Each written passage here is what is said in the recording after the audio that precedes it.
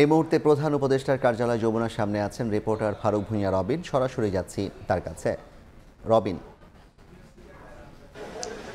প্রধান উপদেষ্টা ডক্টর মোহাম্মদ ইউনূসের সঙ্গে বিভিন্ন রাজনৈতিক দলের যে বৈঠক চলছে সেটি এখন পর্যন্ত যমুনায় দুটি রাজনৈতিক দলের সঙ্গে তার আসলে যে বৈঠক অনুষ্ঠিত হয়েছে, দুটি বৈঠক মূলত এখন পর্যন্ত অনুষ্ঠিত হয়েছে। এর বাইরেও কিন্তু আরেকটি রাজনৈতিক দল অর্থাৎ এলডিপির সঙ্গে কিছুক্ষণের মধ্যে বৈঠক হওয়ার কথা রয়েছে। একটু বিষয় যদি আপনাদেরকে জানিয়ে রাখতে চাই, আজকে আসলে বিকেল ৩টার দিকে হেফাজতে ইসলাম ভুক্ত বেশ কয়েকটি রাজনৈতিক দল, মোট ৬টি রাজনৈতিক দল,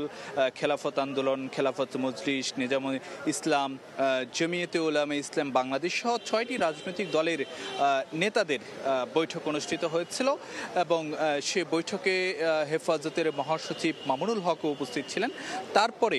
প্রধান উপদেষ্টা আরেকটি ইসলামী রাজনৈতিক দল ইসলামী আন্দোলন বাংলাদেশ,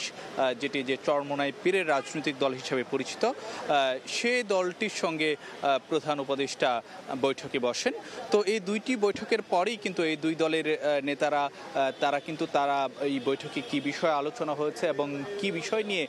তারা কথাবার্তা বলেছেন সে বিষয়গুলো কিন্তু গণমাধ্যমের সঙ্গে তারা তুলে ধরেছেন। এবং একটি বিষয় যদি জানাতে চাই, বিকেল 4:30টার পরে কর্নেল অবসরপ্রাপ্ত অলি আহমেদের নেতৃত্বে এলডিবির 5 সদস্যের একটি প্রতিনিধি দল যমুনায় প্রবেশ করে এবং তারপরে 5টার কিছু সময় আগে national people's party NPP chairman doctor Fariduzzaman ফরহাদের নেতৃত্বে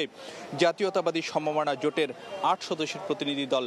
যমুনায় প্রবেশ করে। তো একটি বিষয় যদি আপনাদেরকে জানাতে চাই, মানে হেফাজতে ইসলামভুক্ত যে 6টি রাজনৈতিক দল এবং তারপরে যে ইসলামী আন্দোলন বাংলাদেশের যে নেতারা, তারা আসলে যে প্রধান উপদেষ্টার সঙ্গে বৈঠক করে গণমাধ্যমের সঙ্গে যে কথাগুলো বলেছেন, সেখানে তারা যে বিষয়টি বলেছেন যে তারা সংবিধানের বেশ কিছু সংস্কার চান, তারপরে নির্বাচন ব্যবস্থার বেশ কিছু সংস্কার চান এবং বিশেষ করে ইসলামী আন্দোলন বাংলাদেশের পক্ষ থেকে যে কথাটি বলা হচ্ছে যে আসন ভিত্তিকের চাইতে তারা সংখ্যানুপাতিক হারে যেন সংসদে প্রতিনিধি নির্বাচিত হয়, সে বিষয়টি নিশ্চিত করার বিষয়ে বা সে বিষয়ে যে আইনি সংস্কারের বিষয়ে তারা প্রস্তাব দিয়েছেন। এবং তার বাইরেও তারা আসলে যে বিষয়টি বলেছেন যে বিভিন্ন সময় যে অন্যায়গুলো হয়েছে, আওয়ামী লীগ সরকারের আমলে যেসব অন্যায় হয়েছে সেগুলোর জন্য একটি কমিশন গঠনের মাধ্যমে বিচারের দাবি করেছেন এবং যে শাপলা চত্বর সহ সাম্প্রতিক আন্দোলনে যে হত্যাকাণ্ড হয়েছে তারও দ্রুত বিচার দাবি করেছেন এবং যে প্রয়োজনীয় সংস্কার শেষে দ্রুততম সময়ের মধ্যে যেন নির্বাচনের যে পরিবেশ তৈরি করা হয় এবং একটি রোডম্যাপ তৈরি করা হয়, সে বিষয়ে কিন্তু যে এসব দলের নেতারা প্রস্তাব জানিয়েছেন বৈঠকে। তো এই ছিল আমার কাছে সবশেষ খবরাখবর। সরাসরি যুক্ত ছিলাম রাষ্ট্রপতি ভবন যমুনার সামনে থেকে।